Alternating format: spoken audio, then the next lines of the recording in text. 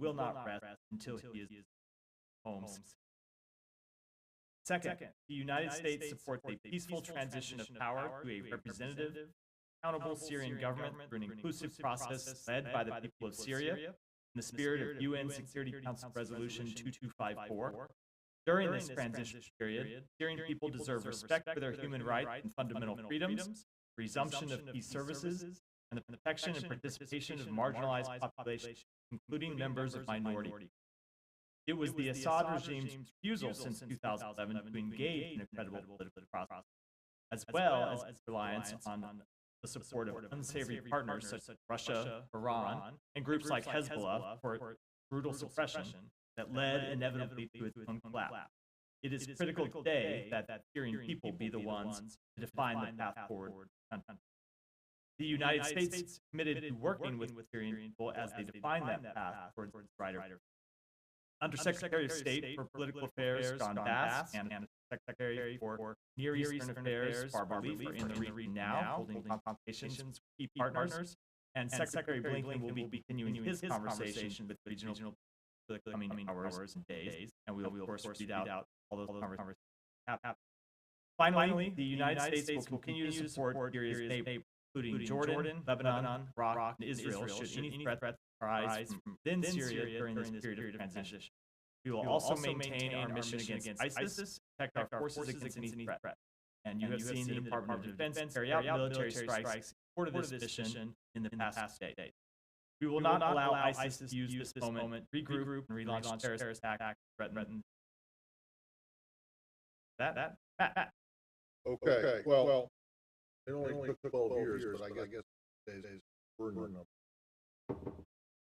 4,400 days. Brought it out. I will take math for it. Folks to the Biden administration. Fair enough. So, in terms of what Roger Parsons group, what exactly?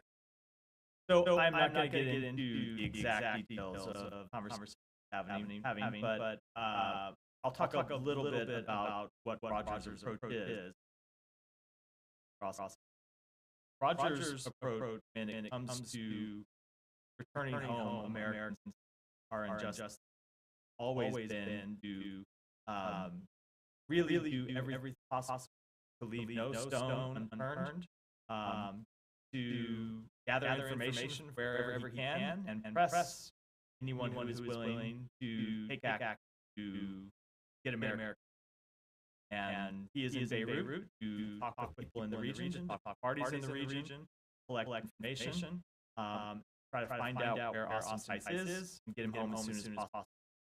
The president emphasized that as a priority. I think emphasized priority. Okay, and where are Undersecretary Bass? Secretary Barbara there in Oman today. They were in Doha, meeting with partners this weekend. Okay. Sorry. Now, there's been a lot of speculation now that HTS, that Vanguard, that there should be or may could put some kind of consideration for moving them to the FPO list. That's been roundly denied. A bunch of people I just want to put nail and off. So I don't have any immediate actions to announce back to any of the sanctions. Either the designation on APS or other sanctions that passed plus. I don't have any announcement to make today. What I will say is all of our sanctions are imposed in response to act at parties. And they are designed to be an incentive to different forces to act. And that is true for organizations, it is true for countries. And so we always want to see groups that we have sanctioned take a different path, move forward. That is true here. As you heard the president say, we have heard some hopeful statements out of HTS. You've heard them saying the right things about inclusion in a political process at board. We'll judge them by their actions. And our policy response we determine by the action. Okay, so there is no review, quote unquote, specifically your way, right? As it related to what happened. There is no specific review related to what happened. That said, we are always reviewing our sanctions posture with entities based on their actions. So when entities take different actions, of course, there can change in our sanctions posture, but we have nothing. I guess that's a few follow-ups. But actually, could I ask first, the other there, Russia. Asylum. The status of Russian military. Does the U.S. have any? Well, that was continue. Does the U.S. We don't have any information about status cases. What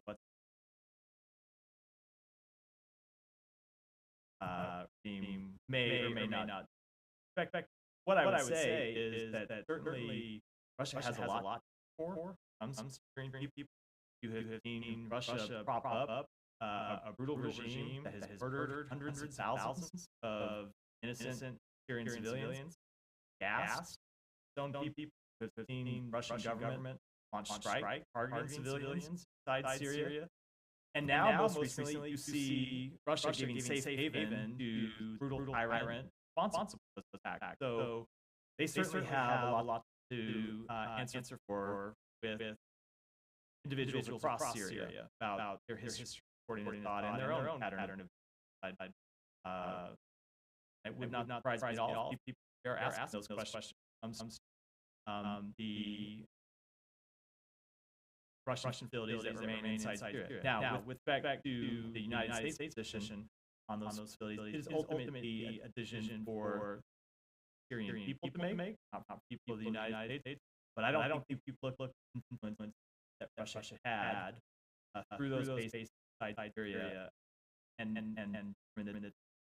anything other than disaster.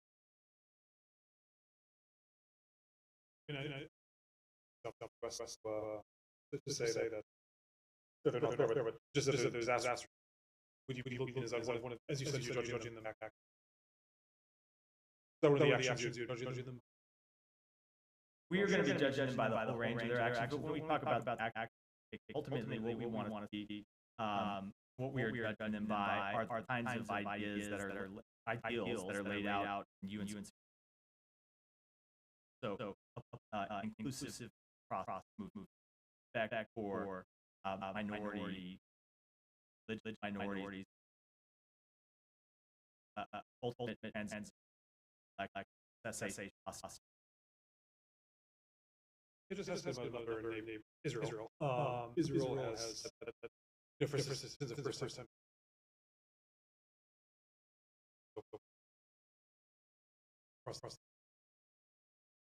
What it calls it.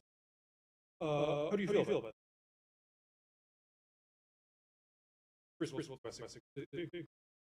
So let me say a few things about it. Number one, I think it's important to put in context why what happened that led up this event. First of all, Syrian army abandoned its positions in the area around the negotiated Israeli-Syrian buffer zone, potentially create back and build by terrorist organizations, threatens civilians inside Israel.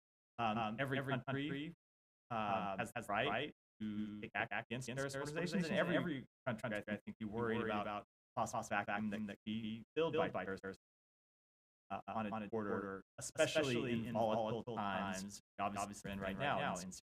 The second thing that is important is that Israel has said that these acts are temporary, to defend borders. These are not permanent actions. And so ultimately, what we want to see is lasting stability between Israel and Syria, and that means we support all sides upholding the 1970. Do you feel they're holding on to that page? Well, look, this is a temporary action that they have taken in response to actions by the Syrian military to withdraw. Now, what we want to see ultimately that agreement fully upheld, and we'll watch see that Israel does. They have said that that temporary action. What's that take in the coming week? and watching yourself. Do you want them to? So of course, we will be engaging with them as well. But ultimately, it's important that there is security along that. Right now, there was back by the with we don't want to see a vacuum there either that can be filled by terrorist organizations. That's not good for not just for Israel's security. Wouldn't be helpful to people of Syria. If terrorist group move into the area that was invaded by Syrian forces, the outbreak of hostilities process that. I mean, just to make sure you're saying basically this is really moving. So look, as I said, we want to see the 1974 disengagement agreement upheld, and that includes the terms of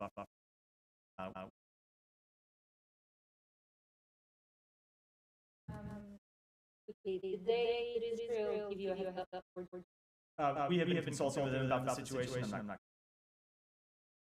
Right. They described what were fight. I'm not. Going back to U.S. engaged some of the Syrian rebel groups. Yesterday, in your talking to reporters, said U.S. touched with some of them. Can you explain which ones? And given that HTS that's found, Kalani said, is that 100% impediment for you guys, even indirect engagement? So as a legal matter, no, it is not. We have the ability to engage, as you might remember that the previous administration engaged Taliban while it was designated agreement draw off with all of it. We do have the ability when it is our legally communicate with designated. There are things you can't blah, but talking with people. No, one of them. When it comes to engagement with groups on the ground in Syria, so we have a number of ways of communicating, sometimes directly with various groups, sometimes intermediaries, inside Syria, outside Syria, engaging in those conversations,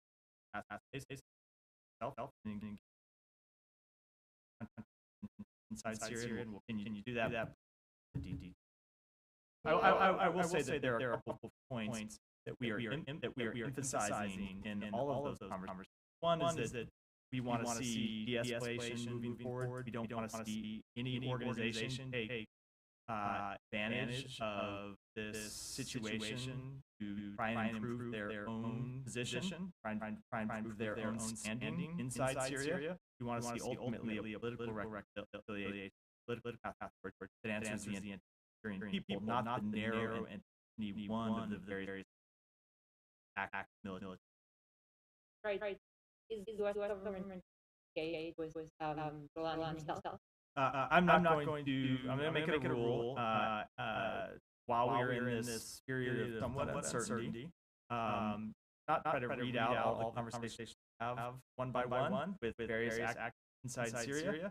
But I can tell you that we believe have the ability to communicate one way or the other, directly or indirectly, with all the relevant parties, and make clear the interests that I just outlined, both top of my remark and on previous questions. We will be making clear that states and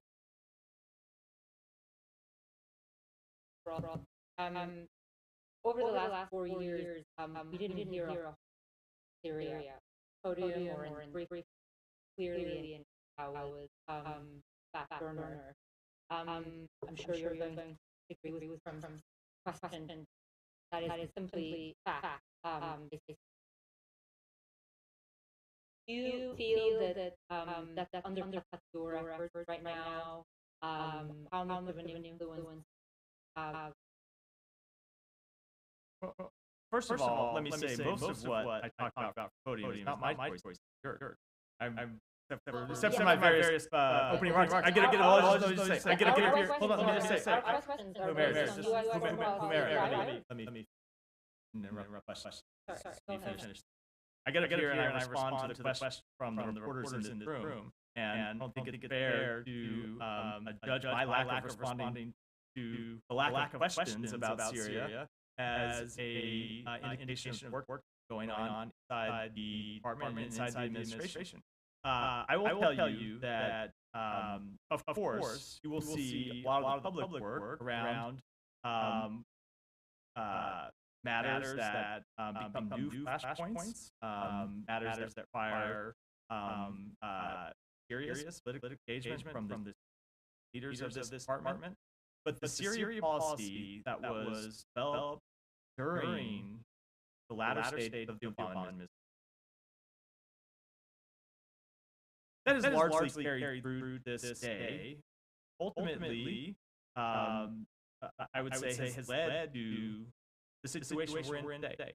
And I would combine that with policies this administration has weakened the Bashar Assad main back Russia, Iran, has forced itself backed by Iran. So it is the sanctions that we impose on Syrian that we is the international coalition that we marshaled to hold Assad accountable. And then the fact that when Assad found himself at a moment of weakness in the past 10 days, the fact that his biggest backers has been weakened by diplomatic and military efforts supported by the United States, that had a role in what happened too. It had a major role in what happened. So I would say despite the oftentimes lack of public conversation about Syria, brief room or elsewhere in the United States government, when you look at the policies that we have to take on Iran, take on Russia, and you find them with odds, lack of any meaningful political engagement is on people, that's out of We have a whole point. Sounds like we are. We can have that back forth, but I'm going to let that rest. Yeah. Never does. In fact, the guy who President-elect has nominated to take over this building introduced this bill just a little over a year ago. I take an organization,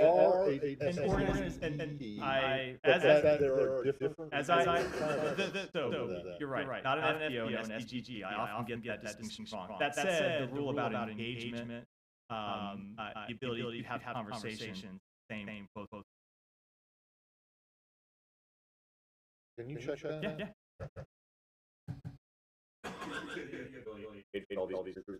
Can't say with more clarity whether you intend to or not engage directly with the person arguably led this operation to the deposing of Assad. So I just don't think it's productive for me to do that today. We want to have conversations with the key groups inside Syria, either directly or indirectly. It's obvious they guess one of them. We want to make clear to them. The same points you heard the president make publicly. We also want to engage with any organization that might have information out there about ICE, try and bring us home. But I'm just not going to get into it. I wanted to follow up on ICE. Why wouldn't Parsons go to Beirut, have borders wide open, people are flowing in, and it would seem they could go right to source and engage with people who are... Sorry, I think it's Beirut. Go right. He's in Beirut. We all misspeak. Why would we go across the border into a... I'm not going to talk about what travels Roger may or may not make coming days. Today, work it off, ice out. Has there been... He went in 2020, and he met with Syrians, and from what we understand, there was no proof of life off. Can you say whether or not that's been any under proof of life since that 2012 video that we've been... So... I think where I'll leave it, where it's appropriate for me to leave it, and I should back up and say that matter that we discussed Friday. We believe we assess and work by think details that lead us back. I don't know. Just last thing, they did say on Friday that they have new information. It's live and being treated well. Is there anything new as far as you understand? I'm just going to leave it with my view. We have reason to believe they're alive. Work to bring them home. And when it comes to details, we ought to question my vibe. Are there any circumstances where send emails, God American assist with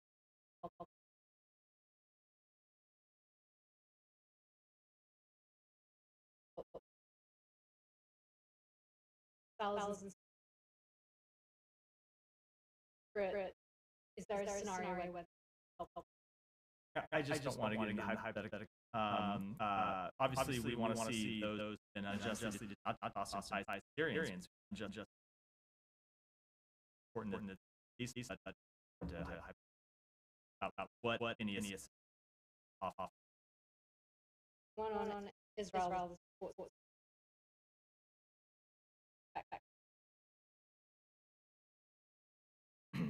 Look. We believe it is important that the weapons stockpiles that we know be locked down, and that they and we will continue to work part of the region to that effect, and we will continue to make clear the incoming regime that is important. Now, look, we have seen the public statement from do not want to use chemical weapons. No interest use weapons. That's a productive statement. But we want to see those security. We want.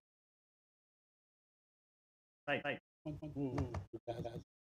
Why don't we stay on Syria? Tom, go ahead. Did the administration all that? We didn't directly see the fall of Assad, but we certainly saw that his regime was incredibly weak. We saw, look, what I said a minute ago. We have been very clear going back to 2014 that the path forward was through the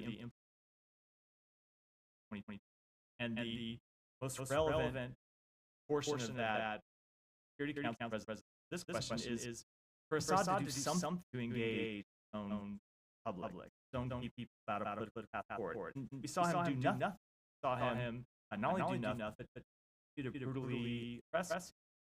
And so when you have a dictator who engages in that type of gonna build, and that's true not just for Assad, it's true for other authoritarian regimes around the world. And so take that. And to combine it with the meaning of Russia's military capabilities, Iran's military capabilities, as well as which we played a part in. Now doesn't not to say we saw launch off 10 or so days ago.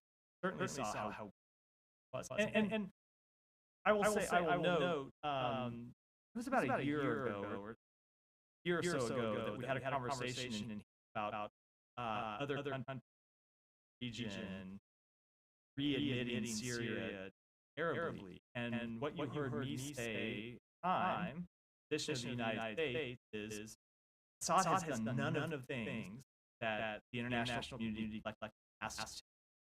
And every country has to make their own decisions about how to respond to that refusal on his part.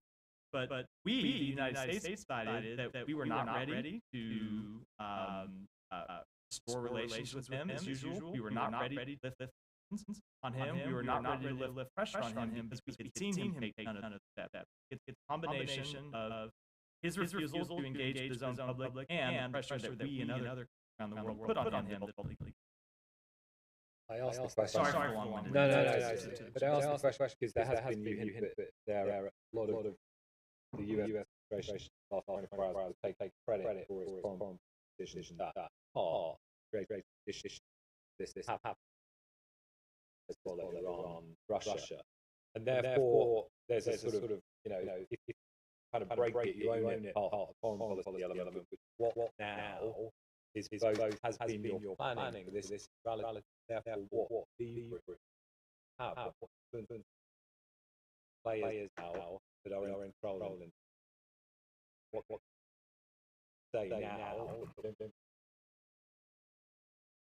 So I don't want to totally reject that premise of the question, Tom. To respect the question, but I do think that that really is the wrong way to look at the question. It is not a question what leverage or influence the United States has, because ultimately this is a process that's led by Syria, not by the United States. Not by any other country in the region. So what we can do, make clear that we will support Syrian people on this path towards a better future. We're going to protect our own interests while that make ISIS doesn't emerge. But it is not for the United States to try to use its leverage to dictate how we want to see them make it on their own. Now, we're going to be clear, engaging with all of the relevant parties inside Syria and elsewhere in the region that there are a few core fundamental principles we want to see respect as that. But ultimately, these are decisions. Just that, if you're HDS thinking about way ahead, clearly there is a direction you want them to take. Don't. And so I'm asking about what you can do. Yeah, fair question. Look, fair question. So there are sanctions. There are various relations that we others. All of those things are the tools that United has toolbox responding. I say that we will judge by their actions. Will respond for our own policies. That is kind of when the secretary president. And then just finally on that, if Syrian people who are after the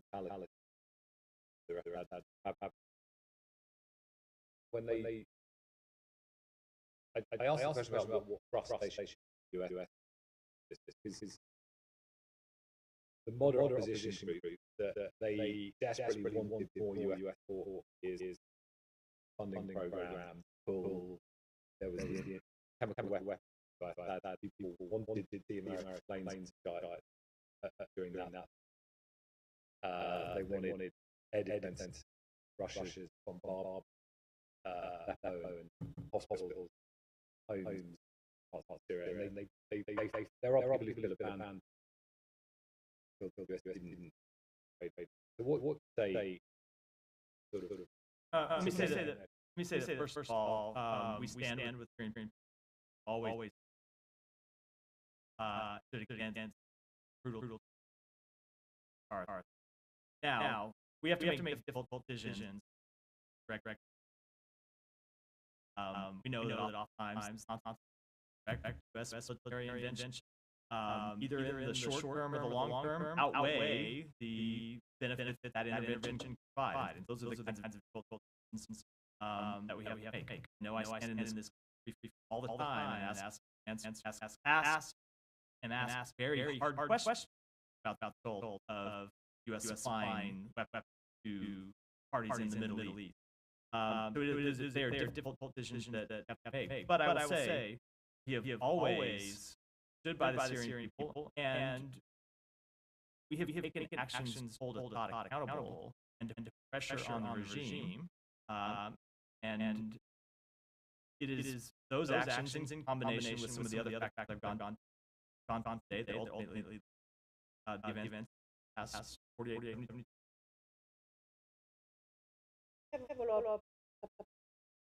Is this a time frame that you want to give a time to assess their behavior?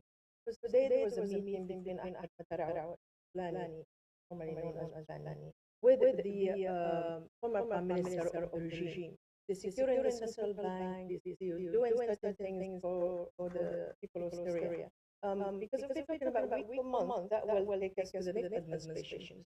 You really under to assess them, take them out. So I can't give you time today. I do think all ought to recognize we are not even 48 hours now.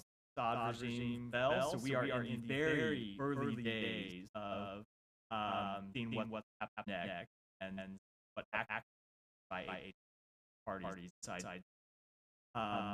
So we're going to make ongoing assessments based on their action, based The president said yesterday that the Assad regime or Assad himself should be held. Will you support his application to stand in front of the ICC as a war criminal for committed crimes against? So we support the work of the ICC. I know that obviously we have their hold on. Let me address this. We have had a long. Let me just answer the question. You know, let me answer the question because I was addressing that before you interrupt. We obviously have had a jurisdictional dispute with them as it relates to cases against Israel. That is a long-standing jurisdictional. But that said, we have also made clear that we support broadly their work. We've supported their work in other cases. Despite our jurisdiction when it comes to Israel. So that said, when it comes to Assad, I suspect that before you ever get to the ICC, the people of Syria are probably going to want him to return home and stand judgment for his crimes in Syria. I mean, these are the Russians under the Russians. I doubt that he's going to. If he's not going to return home from Russia, I doubt he's going to transfer himself Hague, leaving Russian protection. My point being, should he ever decide he's willing to face accountability, or should the Russians decide that they don't want to harbor a war criminal, there may be a whole range of people in mind. Okay, I'm going to ask you about this, but do you think that the U.S. is undermining the trust of the international community in organizations like the ICC and ICJ by making an exception for Israel when trying to convince us that Assad, the like of Assad, should be brought in? So again, I think it takes too narrow of a view of ways in which he could be held accountable for crimes by just because I do suspect that whatever comes out of make past hours, you will see a demand by the Syrian people to be returned to Syria just for his crime, and that would be the court for you even. So that's true. But when it comes to the overall question, I know we have a disagreement with other countries around the world, but this has been a long-standing, good faith disagreement about where the ICC has jurisdiction, where it does not, based on the fact that there is a recognized Palestinian state. But that was normal because this is what happened with Rwanda. This is what happened with Yugoslavia. Final question. The Caesar Act sanctions is going to expire on December 5th, I believe. Do you think that this should be expired now? That the regime is... I don't have any announcements on that act day. We're going to continue watch what happens. Syria? Yes. Yeah, go ahead. Hello. Yeah, I'm I sorry. talk about the U.S. alliance with early force Syria and how does this the U.S. support for ISIS after There has been no change in our posture. Back toward SSF. You need the vital partner in the fight against ISIS. How about the U.S.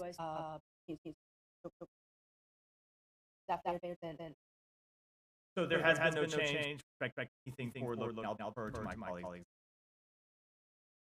Not asking you to give a prediction or not, but has anyone checked in on the status of the embassy?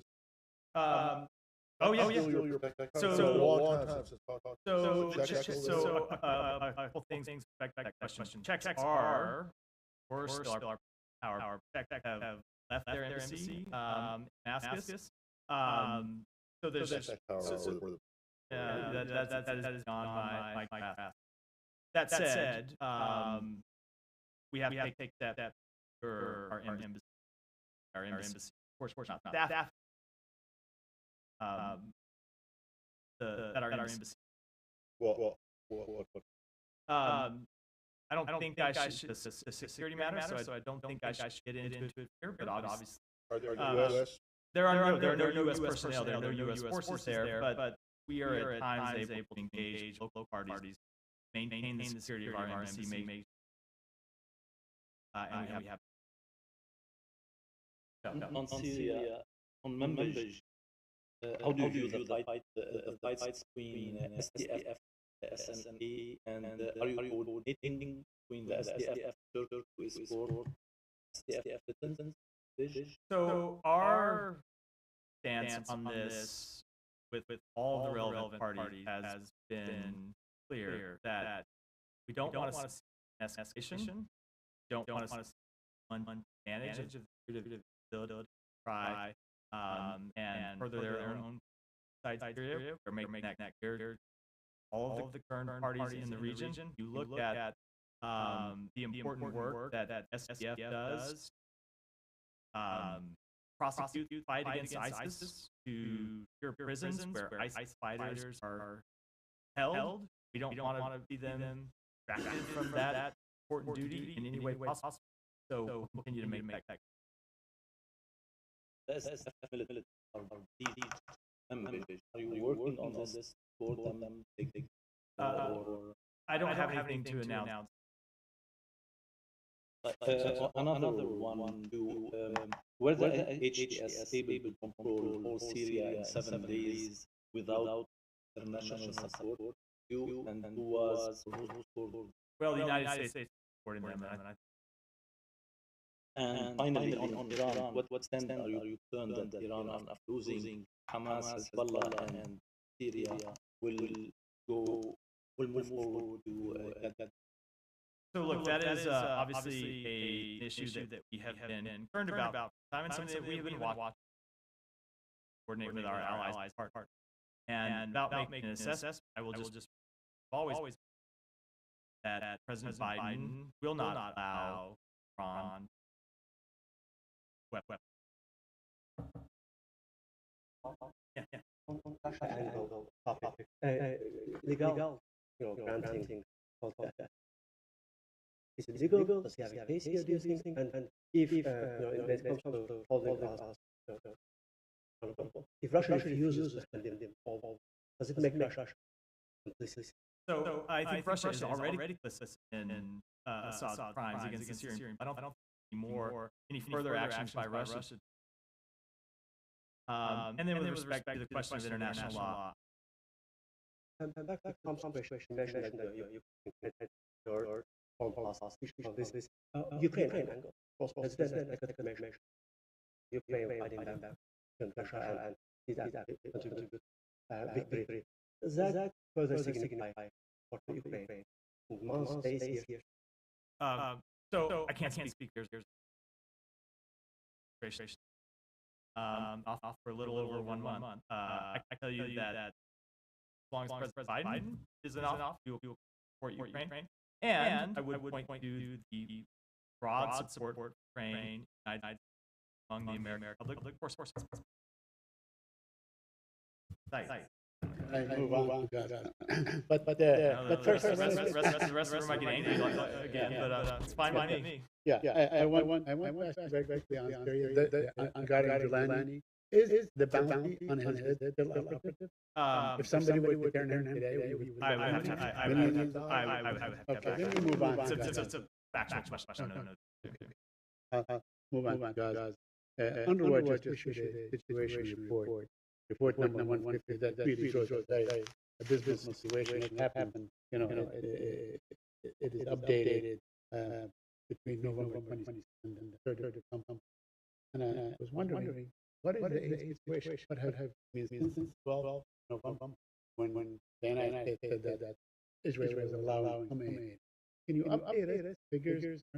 What is happening? With aid to Gaza? With respect to the actual figures, I'll have to go back at you, but I can speak broad pattern. So we did after the secretary and letter, we did step now actual delivery of aid inside Gaza.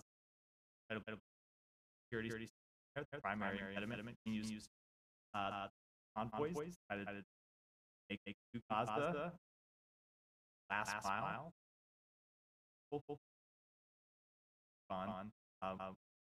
Partners. So, can you update us on what efforts have you taken to ensure that whatever level you want to see going into Gaza, what measures have you taken in the last 3 weeks? 3 weeks. So I can tell you that Secretary Blinken met with Foreign Minister of Israel in Malta on Thursday of last week. Made very clear to him that important step to improve the humanitarian support. We want to see more provision of aid to the Palestinian people, and want to see that aid everywhere inside. Let me ask you a couple more questions. On UNRWA, is there any likelihood that this president, before he departs, could take any kind of emergency measure to say reduce aid to UNRWA? So we don't have the ability under the law to do that. As you know, Congress barred of UNRWA, and we are bound by that law. It extends until March 5th.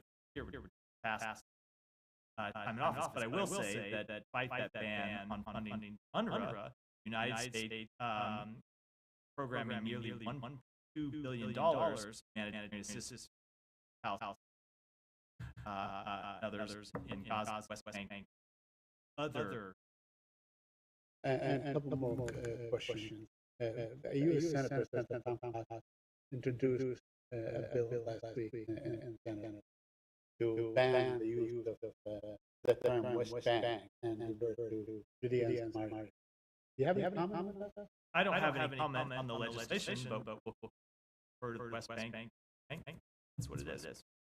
Now, finally, I know that we spoke last week with Dan about the Amnesty International Court, and you refused to acknowledge that what Israel is doing is basically genocide in Gaza. You're saying that it does not rise to the level of genocide. I don't know what is the depth, what is the threshold for destruction and killing and so on that would fall for genocide. But let me bring your attention to a historian, an Israeli historian, a document, voluminous document and so on, that basically says that Israel had intent and carried out those genocides. So we've seen that report. As you know, we have not heard past findings regarding genocide. We do remain deeply concerned by the report of civilian harm.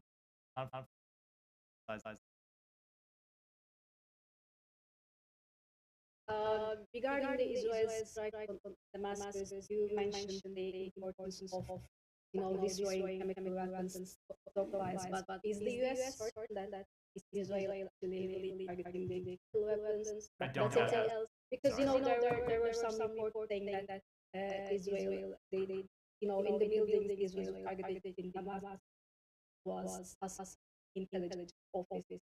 Is the U.S. aware of this? I don't have any assessment there, sir. And then one more on this, regional countries, Egypt, Jordan, Qatar, condemn Israel's seizure of Golden Heights.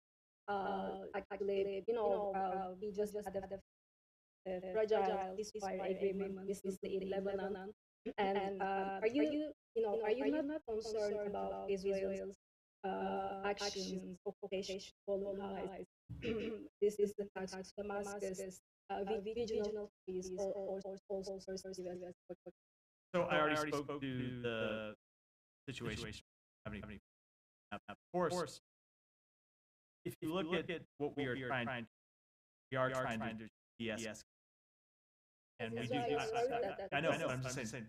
Ultimately, we believe it is in the end all the, including is that you have stability in Lebanon, stability broader region, trying to accomplish and what we tried all these parties. On mandate and also SDF. As you mentioned, that the SDF is a vital partner in the fight against this partner and this partner which attracted because of the Syrian National Army, mandate, Kobani, and even we are speaking the report. So have you tried to reach Turkey as they are backing these groups of these attacks on SDF in the region? We have discussed this with Turkey and with a number of other countries in the region, and we have made clear what you heard me say in response to a previous question. We want to see de-escalation. Party And there are a number of US senators, including Senators Chris Van Hollen and also Senator Lindsey Graham. They said that the US should not guard down, and also they should guard down. They should not rest. They should support the Kurds in fighting against ISIS and also protect them from the attack from other groups. So, are you calling stop these attacks from Syrian National Army? As I just said, we want to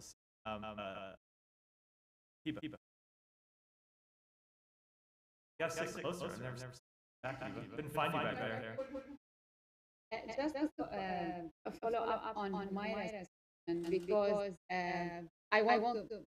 Usually, I don't like to do that, but I want to argue with when you are trying to take a little bit of credit regarding what happened in Syria. I mean, for 4 years before the Secretary the Secretary of State, he said that you will address this crisis when you are back our back. The thing is, for 4 years, nothing. And also 2 weeks ago, you were a little bit open to engage again with. We know that there was negotiations, some regional parts reached out to you to maybe ease the. Nothing led to that, but when you say that your policies led to this, is it accurate? First of all, it little bit put words in my mouth. That's like I said, our policy in combination with decisions by Assad himself, not a process outlined United Nations.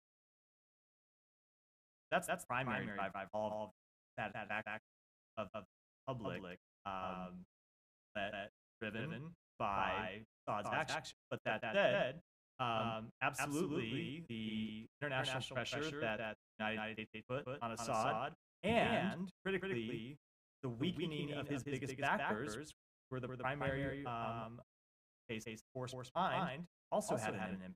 Yes, of course. Okay.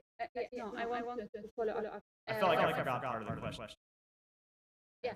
The second was yesterday brief a senior official said that Assad asked Hezbollah for help, for support in Syria. They didn't accept. In your assessment, they didn't accept because they were degraded or because the Iranian didn't want. It's probably a combination of both. Primarily, they were degraded. Look at what happened as past 3 months. They have degraded where they were for Israel launched military operations.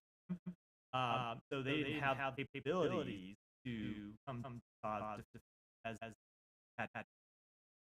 regarding the negotiation for U.S. involved visit Beirut now, we know from your past engagement with Lebanon that Abbas Ibrahim was the figure who led the negotiations with the Syrian former Syrian regime. So who are you talking to in Lebanon now? I'm not going to read out specific conversations. As I said, we have the ability to number. That's what our goals were there on the ground have been doing over the past few days. My phone continue to do it, but with rare. And one final question: is it safe to say today that we are going out this home and you don't rule out that you are engaged with as Syria currently? I'm not ruling out. Thank you, Matt. Questions on South Sudan and U.S. impeachment vote against South Sudan President failed. As an ally, how does the United States view the data of Sudan outside constant impeachment and abuse of certain political parties in South Sudan? So I'm certainly not going to comment on parties. What we want to see, and what then please do see, is democratic of the Republic, and what we expect going forward that fully in will this chaotic situation in South Korea affect official meeting or event to The alliance United Lad?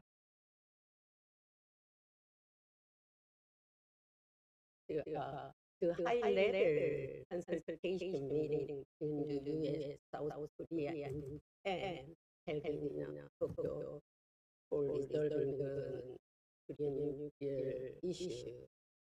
Do you have anything, or also the U.S. South Korea nuclear security group meeting was cancelled? Will it be held again before Biden administration leaves? I don't have anything to say with regards to that meeting.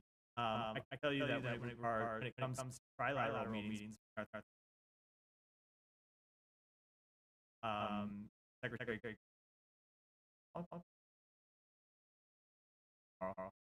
to hold meetings are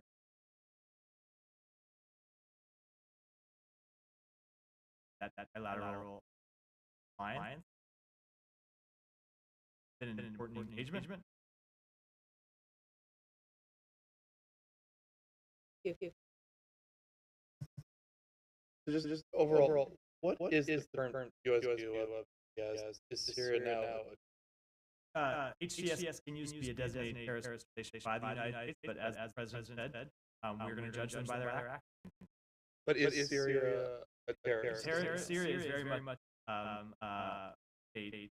in period of right now, and I think all. And do we have any updates on the goals that were? I did not. And then has the administration or the Ukrainian government is very tough? So we have had conversations with the government of Ukraine about security situation in the east for the sector. But ultimately, the decisions about those are decisions that have. What we have made is that they produce additional forces to fight, and our allies ready to put those forces, train those. Question. Continue to express support and solidarity with Korean people, not specific to our government. So, do you have any message for the Korean public who, despite votes being blocked by boycott of ruling party, or calling for President Yoon's departure to uphold and rule of law? And in addition to that, who do you regard the counterpart in RK as to President Biden? Because President Yoon, who is remaining in power despite his political act of declaring martial law, now under prosecution and ban. So first of all, when it comes to our relationship with shoulder to shoulder with and that is of course most true in times of testing and uncertainty. But what we believe is important, and what we have seen over the past Democratic Alliance, hard won. So we will keep lines of communication with all relevant parties, public Korea, the legal process, political process, play out. President Yoon is the president, and the process out as it should. Korea's laws. We can assume that President Biden will probably not directly engage. I don't have any engagement by the president. Never. It's a matter. Yeah. Christians in Syria, other religious minorities there, with HTS now control, how will their religious freedom be monitored by the U.S.? Well, this goes to exactly what I was speaking of. I said we're going to judge by its actions as every and one of the foremost things that want us to see are the right of religious minorities. If I may ask another, the head of the Latin Church in Syria the apostolic vicar there in Aleppo, is calling for the lifting of economic sanctions on Syria, saying, quote, they have devastated ordinary people, end quote. Your reaction. So I spoke sanctions a number of times. I don't have. And a separate subject, on the solemnity of the Immaculate Conception yesterday, Pope Francis urging for a ceasefire on all war fronts across the globe by Christians. Does the State Department support that urging? So there are a number of conflicts where we are trying to get a ceasefire confronting Gaza. But when you look at, say, for example, war between Russia and Ukraine, that's ultimately for Ukraine to make. I think Ukraine has the right to defend itself. I don't think we're going to see Russia heed the Pope calls, laterally disarm. So as long as Ukraine is under attack, right. But of course, speak broadly, of course we want to end conflict. That doesn't fire. Parties give up duly held right, but we do want to support. Thanks very much.